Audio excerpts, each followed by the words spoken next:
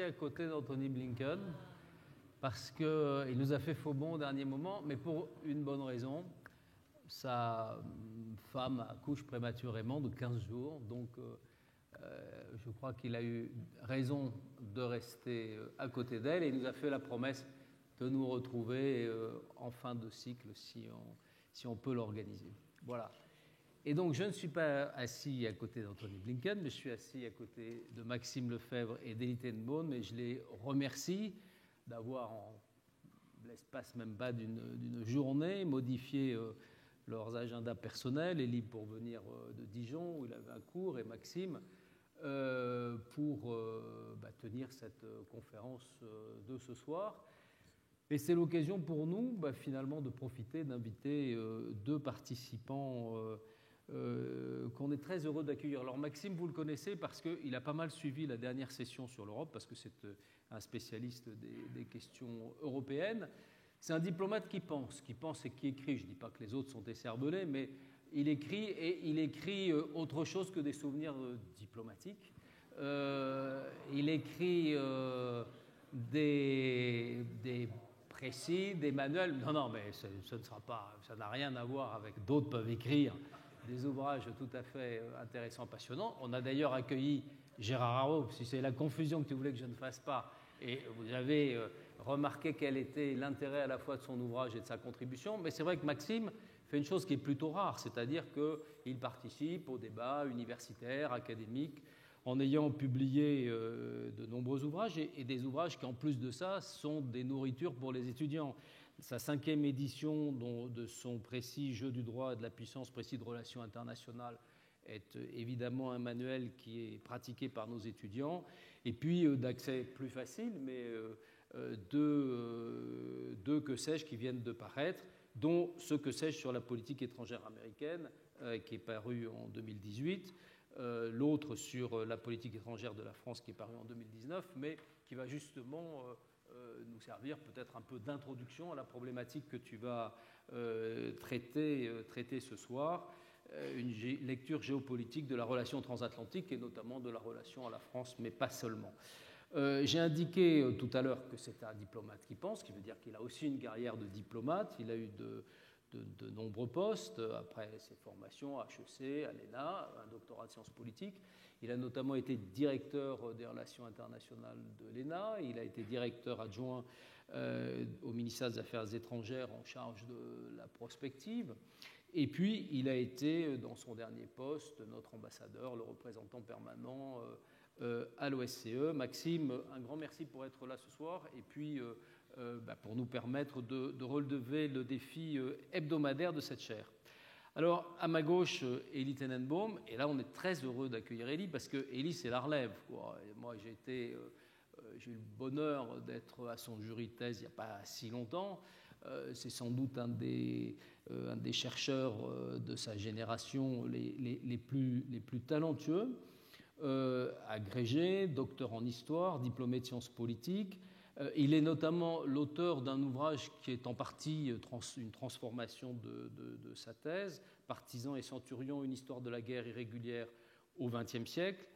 Et il va traiter ce soir de la problématique des États-Unis au défi des guerres irrégulières.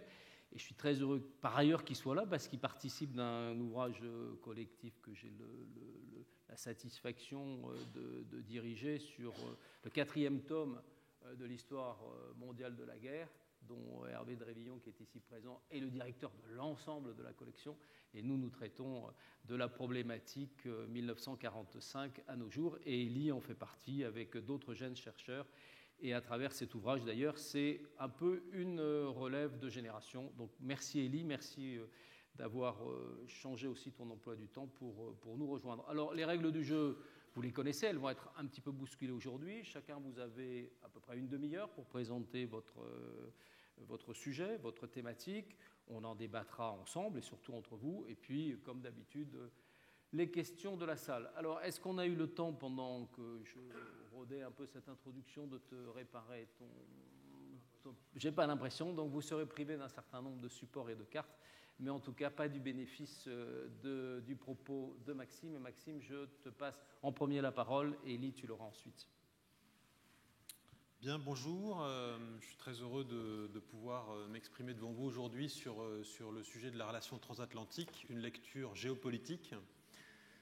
Je commencerai par rappeler la lecture du monde par les États-Unis et faire un peu aussi la transition avec la conférence de la semaine dernière d'Aaron Friedberg qui montrait l'obsession croissante des États-Unis pour la Chine. Et dans un deuxième temps, je parlerai de la réponse européenne.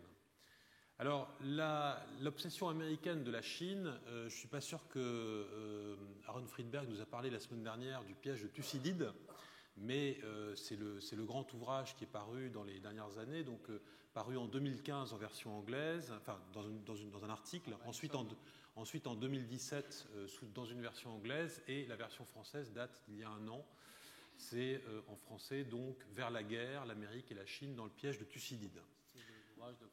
De Graham Allison, voilà, qui est donc celui qui a mis un peu un nom sur cette nouvelle confrontation sino-américaine et qui consiste à dire que le piège de Thucydide est en fait un piège historique où la puissance montante se trouve déclassée, enfin menace la puissance qui est en place, un peu comme Athènes avait menacé Sparte, et ça rend le risque de conflit inévitable. Donc sur des analyses historiques, Graham Allison montre qu'à plusieurs reprises, tout ça a dégénéré dans des conflits.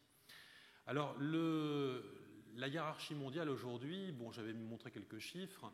Les États-Unis aujourd'hui, c'est environ 20% du PNB mondial. La Chine, c'est 15%. L'Europe, elle se situe à 28 entre les deux, mais même si on retire le Royaume-Uni, elle est encore aujourd'hui au-dessus du niveau de la Chine, mais à un moment ou à un autre, elle sera numéro 3. Alors, en termes relatifs, le PIB par habitant de la Chine, il n'est que de 15% du PIB par habitant américain. Mais évidemment, si ce PIB par habitant continue à se développer, on aurait un PIB chinois qui va dépasser à un moment donné le PIB américain. En termes de budget de défense aujourd'hui, les États-Unis, notamment parce qu'ils font un effort supérieur pour leur défense, représentent 700 milliards de dollars dans le monde de dépenses de défense, environ 40% des dépenses de défense mondiales. La Chine et l'Union européenne se situent tous les deux à un niveau d'environ 250 milliards. Et puis un autre élément important de la suprématie américaine, c'est le poids toujours du dollar, 60% des réserves mondiales dans les réserves de banque centrale, alors que l'euro fait un peu plus de 20% et la monnaie chinoise pour le moment seulement 1%. La Chine, évidemment, comme vous le savez, c'est le premier pays en termes démographiques, 1,4 milliard d'habitants. L'Inde est presque derrière, peut-être qu'elle dépassera à un moment donné la Chine parce qu'elle a une démographie plus dynamique. L'Union européenne à 27, c'est 450 millions et les États-Unis, aujourd'hui, 330 millions. Ce qui veut dire que le jour où la Chine aura atteint un niveau de revenu par habitant comparable aux États-Unis ou à l'Europe, eh bien, elle pèsera presque 2 fois plus que l'Europe et les États-Unis ensemble. La Chine est déjà le premier exportateur mondial depuis 2009 et elle est numéro 1 en PIB calculé en parité de pouvoir d'achat depuis 2014. Donc elle est déjà en passe de devenir le numéro 1. Alors par rapport à ça, on constate un retrait stratégique américain qui n'est pas évidemment délié de cette montée de la confrontation sino-américaine. C'est d'abord la fin des grands engagements militaires américains qui ont eu lieu en Afghanistan et en Irak. Donc en Afghanistan, c'était entre 2001 et 2014. En Irak, entre 2003 et 2011. Bon, il reste toujours quelques troupes, quelques soldats, quelques conseillers américains. Mais grosso modo, le gros des troupes a été retiré à l'époque du président Obama. Et 2011, donc le moment du retrait américain d'Irak, c'était aussi le moment où les Américains ont proclamé le pivot vers l'Asie, notamment visant à déployer 60% de la flotte américaine sur le Pacifique. Et puis, un autre élément de ce retrait stratégique américain qui n'est donc pas nouveau, ça n'est pas une politique de Donald Trump, c'est la continuation en fait de la politique de Barack Obama, c'est aussi le retrait de Syrie, tout récent, les Américains décidant, après s'être réengagés contre Daesh, de retirer leurs dernières troupes de Syrie. Alors, les contentieux américains entre les États-Unis et la Chine, ils sont très nombreux. Ça a commencé avec Taïwan en 1949, puisque les Américains soutenaient Taïwan contre la Chine communiste. Et quand ils ont changé de politique chinoise, qu'ils ont reconnu la Chine communiste comme étant le seul gouvernement officiel chinois, ils ont quand même maintenu une relation particulière avec Taïwan. C'est le Taiwan Relations Act de 1979 qui fait que Taïwan n'est pas complètement sous la protection stratégique américaine, mais malgré tout, d'une façon ambiguë ou implicite, elle est quand même sous protection américaine. Un autre conflit, c'est Hong Kong, 1997, quand Hong Kong a été réintégré à la Chine, mais avec un système autonome de gouvernement qui doit être maintenu pendant 50 ans. Il y a aussi toute la rivalité stratégique dans la mer de Chine méridionale. Donc, j'avais préparé une carte pour montrer un peu tout ça. La ligne des 9 traits que les Chinois revendiquent contre beaucoup de pays riverains de la mer de Chine méridionale. Le fait que Xi Jinping, depuis 2012, est un peu un leader plus autoritaire que ses prédécesseurs qui incarne un petit peu une sorte de pouvoir unique. Donc évidemment, antagonisme idéologique qui est apparu. Il y a aussi toute la rivalité qui apparaît aujourd'hui sur les nouvelles routes de la soie, donc le One Belt, One Road en 2013, mais aussi, par exemple, ce qui est très intéressant géopolitiquement, c'est l'Europe de l'Est, la rivalité en Europe de l'Est, avec un format que les Chinois ont mis en place en 2012 qui s'appelle le format 1+17, avec toute l'Europe orientale, et un format alternatif qui s'est développé un peu avec le soutien américain, qui s'appelle l'initiative des Trois Mers. L'initiative des Trois Mers, c'est entre la Baltique, la mer Noire et l'Adriatique. Les Chinois ont ouvert une base militaire à Djibouti en 2017, et tout récemment, vous voyez les conflits sur Huawei, conflits technologiques, les conflits commerciaux. Donc tout ça, c'est une confrontation qui est en train de se développer. Alors ce qui est intéressant géopolitiquement, c'est que l'Europe de l'Est a toujours été très important dans les lectures géopolitiques. Je vous rappelle par exemple ce que disait Mackinder, qui a inventé le concept de Heartland, et qui disait qui gouverne l'Europe de l'Est commande le Heartland, qui gouverne le Heartland. Donc le Heartland, c'était plus ou moins la superficie de la Russie à l'époque, donc au début du XXe siècle. Qui gouverne le Heartland gouverne l'île Monde. Donc l'île Monde, c'est l'agglomération des 3 continents africains, européens et asiatiques, l'Amérique étant isolée, et qui gouverne l'île Monde commande le monde. Donc cet aspect de l'Europe orientale n'est pas tout à fait inintéressant, y compris dans la confrontation sino-américaine. La Russie, c'est le deuxième élément important dans la politique américaine, parce qu'il y a une espèce d'antagonisme atavique presque, géopolitique, idéologique avec la Russie. La Russie, c'est le premier territoire mondial, c'est une puissance nucléaire, une puissance militaire, c'est l'héritière de l'Union soviétique. Ça n'est que le 9e pays en population dans le monde, le 11e pays en PIB nominal, derrière l'Italie, derrière le Brésil, mais c'est quand même un pays qui, voilà, historiquement, incarne un peu un pôle alternatif de la puissance américaine. Et les contentieux avec la Russie se sont développés assez vite après la fin de la guerre froide. Ça a commencé avec la Tchétchénie. Bon, moi, j'ai beaucoup dans ma carrière travaillé sur ces sujets-là. Ça a commencé avec la Tchétchénie. Il y a eu tout le contentieux sur l'élargissement de l'OTAN, qui a commencé en 1999 et qui est allé jusqu'en 2017 avec le Monténégro. Il y a eu le conflit sur le Kosovo, il y a eu sur l'arrivée de Poutine au pouvoir, qui est la restauration de la verticale du pouvoir, donc de nouveau le risque d'une Russie non démocratique.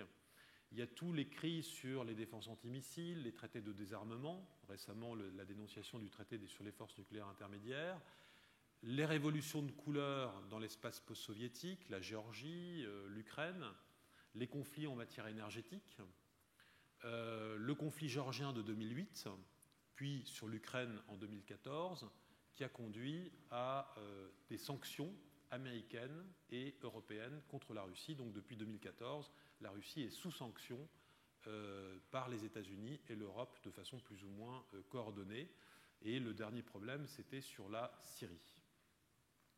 Alors on voit bien que l'OTAN, dans la relation transatlantique, elle a servi aussi à souder le camp occidental par rapport à ses valeurs, par rapport à cette solidarité géopolitique, et aussi à faire front contre la Russie puisque dans la dernière crise ukrainienne, l'OTAN a pris des mesures de dissuasion, de réassurance pour protéger les pays d'Europe de l'Est contre une éventuelle menace russe suite à ce que la Russie avait fait en Ukraine. Donc il y a un certain nombre de conflits gelés aujourd'hui dans l'espace soviétique qui ne sont pas réglés, il y en a plus qu'avant. Avant, il y avait la Transnistrie, il y avait la Géorgie, le Haut-Karabakh, et maintenant, il y a en plus les conflits d'Ukraine avec le Donbass et la Crimée. Donc évidemment, la relation transatlantique, là, est plus importante encore face à la Russie que par rapport à la Chine. Un mot sur l'Inde, puisque le président Trump est en ce moment en Inde, et justement, donc, il fait des grandes démonstrations d'amitié vis-à-vis de l'Inde. L'Inde, historiquement, ce n'est pas du tout un pays qui était aligné pendant la guerre froide, c'était un pays qui était indépendant, qui était non aligné. Le mouvement des non-alignés avait été lancé, je vous rappelle, par Nehru, par Tito et puis Nasser, donc en 1961. Et donc il y a encore cette tradition non alignée de l'Inde, mais malgré tout, l'Inde est courtisée. Elle est courtisée notamment dans l'antagonisme avec la Chine, puisque quand les Chinois construisent leur nouvelle route de la soie, les Indiens, eux, ont un Freedom Corridor, ils ont leur propre route maritime, terrestre, leurs ports, leurs infrastructures un peu alternatives par rapport à la domination chinoise.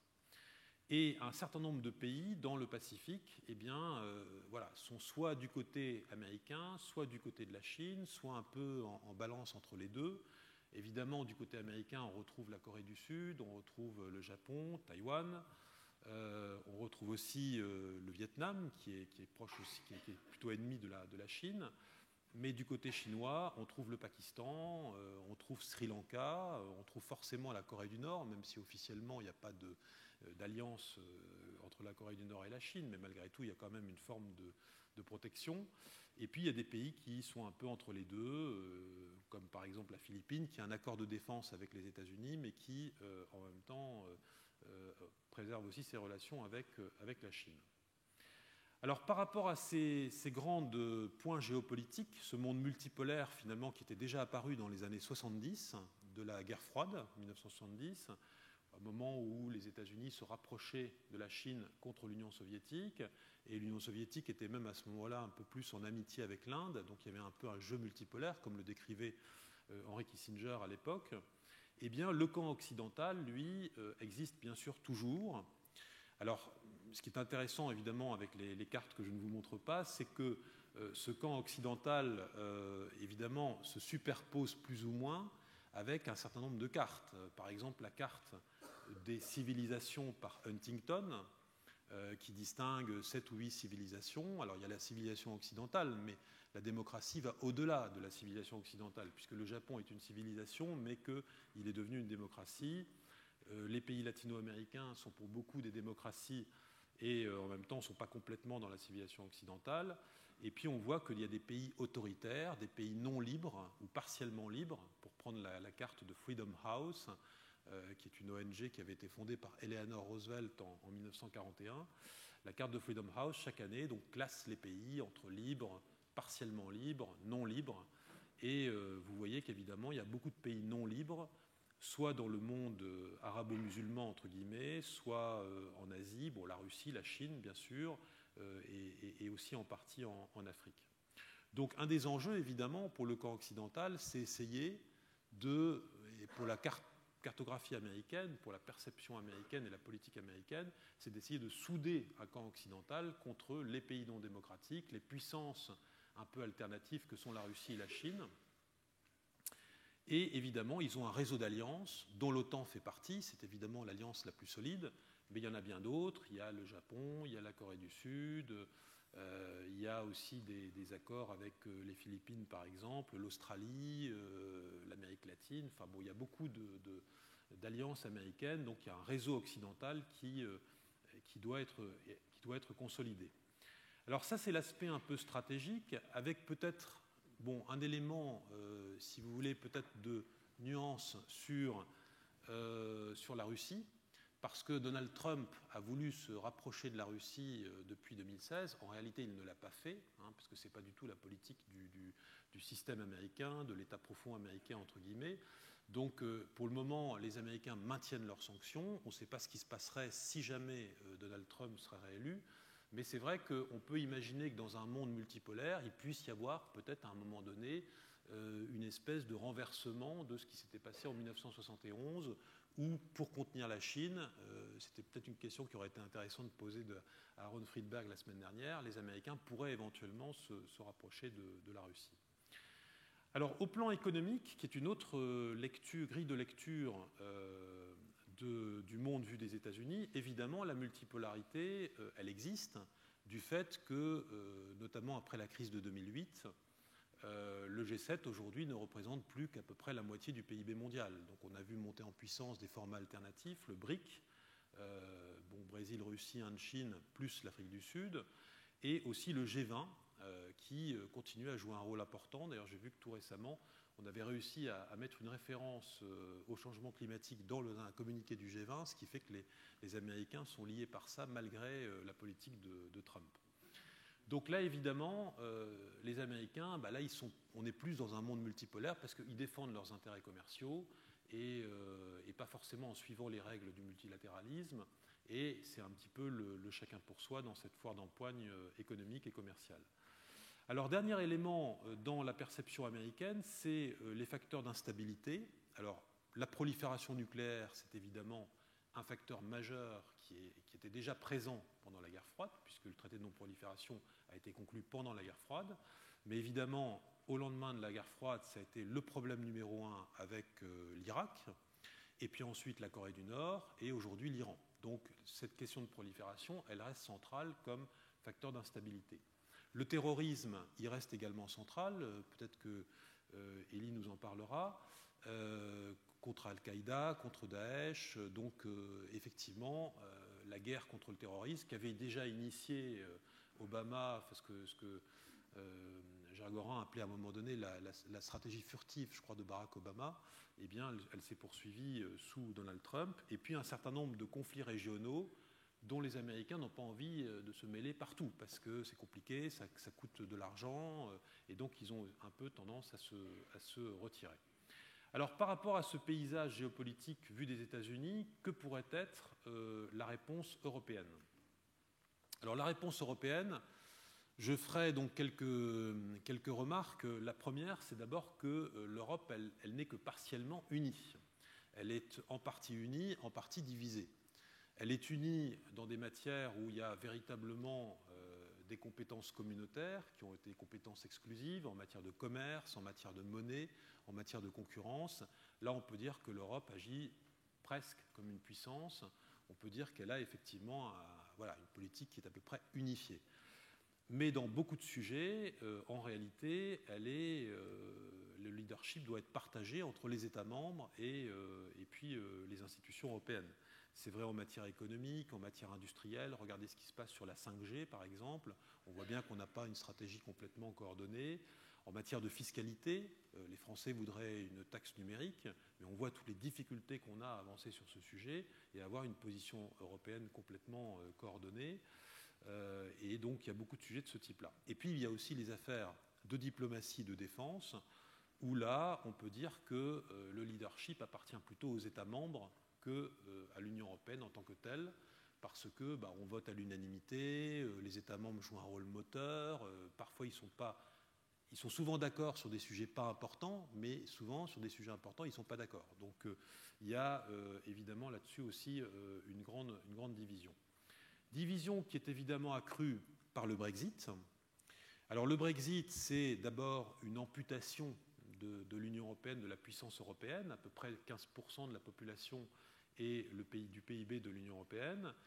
C'est aussi pour l'Union européenne elle-même une perte d'énergie, parce qu'on le voit déjà depuis 3 ans que dure ce Brexit, 3 ans et demi, l'énergie qu'on perd dans l'Union européenne, dans notre politique extérieure, à essayer d'ajuster cette nouvelle relation. Bon, on va se retrouver avec un concurrent dans la matière économique, donc tout ça est très compliqué.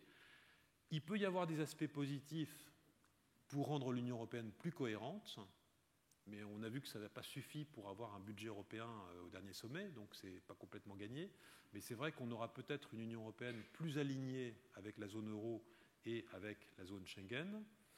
Et ce qui est intéressant en matière diplomatique et stratégique, c'est que le retrait des Anglais risque, je dis risque parce qu'on verra, mais risque de donner plus d'importance en réalité à des formats qui sont en dehors de l'Union européenne. Je pense par exemple au E3, qui joue un rôle dans la crise iranienne. Le E3, ça ne sera plus un moteur de l'Union européenne, puisque ce sera un format qui associera un grand pays en dehors.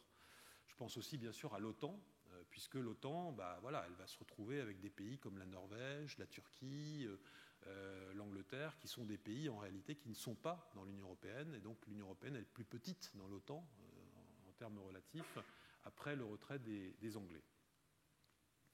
Alors, un mot sur la France, puisque j'ai aussi fait récemment un petit livre sur la politique étrangère de la France. C'est toujours bien de faire de la publicité. Personne ici. Je te remercie, oui. Voilà, donc la France, elle a trois traditions dans sa politique étrangère. Il y a une tradition universelle, multilatérale, tournée vers l'outre-mer, l'ancien empire colonial, l'Afrique, l'ONU, avec son siège au Conseil de sécurité. Donc la France, elle a un rapport propre au monde. Elle n'est pas complètement alignée dans un ensemble, elle a son propre rapport au monde. Et tout récemment, d'ailleurs, le président de la République a lancé, dans cette zone qui devient de plus en plus importante en termes stratégiques, une stratégie indo-pacifique, qui veut bien dire qu'effectivement, la France souhaite avoir un rôle aussi dans cette région où on a des possessions outre-mer et on a aussi des moyens militaires. La deuxième orientation, c'est évidemment l'orientation occidentale. Le P3, qui existe depuis la Première Guerre mondiale, France, Angleterre, États-Unis, et qui joue toujours un rôle très important, et l'OTAN, bien sûr. Donc la France, elle a cette solidarité occidentale qui est toujours présente, et évidemment, c'est un axe important de sa politique. Et le troisième axe, c'est l'axe européen, l'orientation européenne, avec bien sûr l'Union européenne et l'axe franco-allemand. Simplement, la France, elle joue sur différents registres et sa politique étrangère ne se réduit pas seulement au registre européen ou seulement au registre occidental ou seulement au registre universel. Ce qui est intéressant dans la France, et là je citais une hiérarchie qui a été faite par la revue Conflit en 2018, qui a essayé de mesurer des indicateurs de la puissance par rapport au territoire, à la puissance militaire, à la puissance économique, à l'influence, à la culture, à la cohésion. Et donc il y a une espèce de modélisation qui a été faite, et quand on regarde la hiérarchie, on trouve en premier, bien sûr les États-Unis, ensuite la Chine, en numéro 3 la Russie, et en numéro 4 la France, parce que la France joue sur différents claviers de la puissance, ce que ne font pas forcément d'autres pays. Le poids de l'Angleterre va forcément se réduire après le Brexit. L'Allemagne, elle a beaucoup de handicaps, le Japon aussi, donc la France joue un rôle qui n'est pas négligeable. Et évidemment, la France a essayé, avec Emmanuel Macron, après le Brexit, d'essayer de ressouder l'axe franco-allemand pour essayer de porter une politique européenne, une voix européenne plus forte, une puissance européenne plus forte. C'était notamment l'objectif du traité de l'Élysée, du nouveau traité de l'Élysée, qui est le traité d'Aix-la-Chapelle, 22 janvier 2019. Mais le président a eu l'occasion de dire qu'il avait des déceptions aussi par rapport à la réponse allemande dans toutes les impatiences, plus que des frustrations. Alors quel est l'objectif que l'on pourrait avoir et que le président Macron a lancé notamment dans son discours de la Sorbonne? C'est le discours de la souveraineté européenne. C'est-à-dire qu'on va essayer de construire une souveraineté européenne que moi je traduis comme voulant dire on va essayer d'être plus unis, mieux coordonnés. On ne va pas forcément créer un État fédéral européen, un État souverain européen, mais on va essayer de construire une Europe où on arrive à mieux articuler l'action des États membres avec l'action des institutions. Et il a donné quelques clés de la souveraineté, la défense, les frontières, la politique étrangère, en parlant notamment de l'Afrique, énergie, climat, le numérique, et puis tous les sujets économie, industrie et monnaie. Alors sur la défense, parce que c'est évidemment ce qui touche le plus à la relation transatlantique, dans le commerce, c'est plus facile de défendre nos intérêts parce que justement on a une politique unifiée, et encore que ce n'est pas vrai dans tous les sujets économiques, comme on le voit sur la 5G ou le numérique. Mais sur la défense, évidemment, là on touche au dur de la relation transatlantique à cause du déséquilibre stratégique entre les États-Unis et les Européens, et aussi à cause de l'OTAN. Donc est-ce que les Européens pourraient être plus souverains en matière de défense européenne? Là je parle évidemment sous le contrôle de Louis qui a fait un rapport sur le sujet l'an dernier. Mais quand on regarde la PSDC, bon, j'avais mis la carte des opérations de PSDC. Aujourd'hui, la PSDC, c'est 5000 personnes déployées, 6 opérations militaires, 10 opérations civiles. Bon, on ne peut pas dire que ce soit extrêmement percutant, impressionnant. L'OTAN déploie plus de forces dans ces opérations, 20 000 hommes, que l'Union européenne. Et l'ONU, c'est 100 000 personnes, 100 000 casques bleus. Donc on ne peut pas dire que la PSDC, aujourd'hui, même si l'Europe a été un peu un facteur ou un producteur de sécurité depuis 2003, depuis qu'elle a lancé ses opérations, on ne peut pas dire qu'aujourd'hui ce soit un énorme succès ou quelque chose qui était un game changer, en quelque sorte.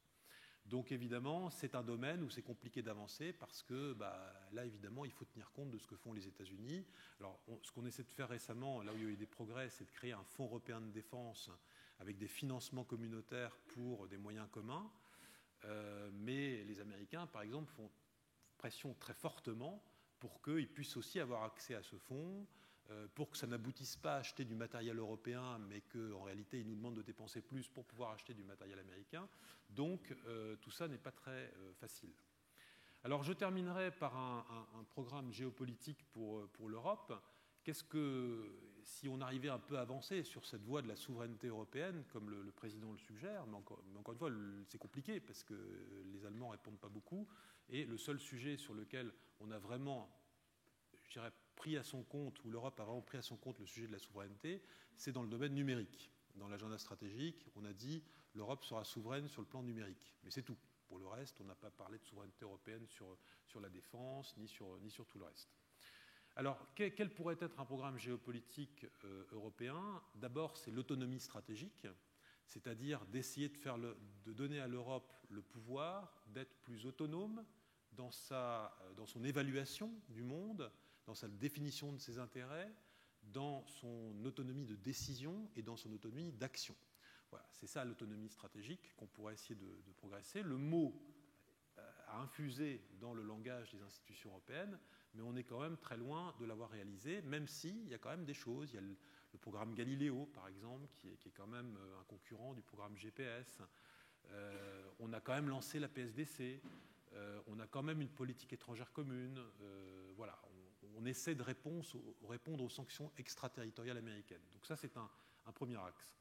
Le deuxième axe, c'est d'essayer de consolider, de jouer un rôle particulier dans notre voisinage. Parce que je ne suis pas sûr que l'Europe, ou même la France, sera une puissance du Pacifique dans la confrontation sino-américaine, mais on peut avoir un rôle pour renforcer la sécurité, renforcer la stabilité dans notre voisinage.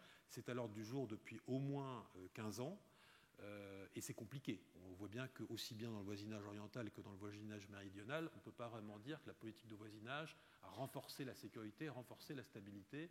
Donc voilà, il faut faire des choses. Donc là, le président, par exemple, sur la Russie, a lancé une initiative un peu nouvelle, parce que, bon, on va voir si ça donnera des résultats, c'est pas évident, mais c'est le deuxième axe. Et le troisième axe, c'est évidemment de défendre le multilatéralisme, parce que le multilatéralisme, c'est dans l'ADN de l'Europe, c'est pas forcément dans l'ADN des Américains, et que ce soit l'ONU, que ce soit l'OMC, là, les Européens doivent défendre leurs valeurs multilatérales, les règles multilatérales, c'est ce qu'ils essaient de faire, même si c'est pas toujours, évidemment, facile.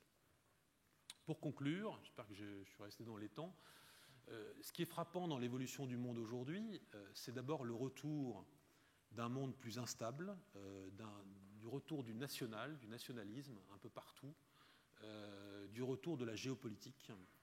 Et donc, voilà, il faut qu'on prenne ça aussi en compte dans l'évolution de la relation transatlantique. Cette relation transatlantique, moi je pense qu'elle va quand même rester centrale, parce que je ne crois pas que les Américains, évidemment on ne sait pas si Trump va continuer à faire des dégâts, mais même s'il a critiqué l'OTAN, il ne s'est pas retiré de l'OTAN. Il est resté dans l'OTAN, il s'en est plutôt servi comme un argument pour essayer de faire renforcer les dépenses de défense de ses partenaires et et vendre du matériel américain. Donc je ne suis pas sûr que cette relation transatlantique se défasse, et probablement que dans l'antagonisme avec la Russie, avec la Chine, ou les deux ensemble, ou seulement l'un des deux, eh bien, probablement qu'elle va rester centrale. Et le dernier élément, c'est qu'évidemment, la stratégie pour les Européens doit être, même s'il y a beaucoup de difficultés, de construire cette souveraineté européenne et cette autonomie stratégique, mais il y a encore du travail. Merci Maxime pour cette présentation très claire, très pédagogique. Au fond, c'est une cartographie vraiment. Et donc, je pense qu'on mettra sur le site de la chaire ce que les autres, que je voyais par-dessus ton épaule, mais les cartes sont évidemment très, très intéressantes, très parlantes. Je pense qu'ensuite, sur la question justement des dynamiques que tu évoques un peu sur la fin, ça pourrait être l'animation de notre débat et entre tous les deux pour voir au fond quelles sont les tendances les plus porteuses ou celles qui seront les plus redoutables pour nous. Mais en tout cas, merci, je pense que c'était très clair, et puis dans ce mi-temps du cycle, ça reposait ou reformulait un certain nombre de constats, un état des lieux utile.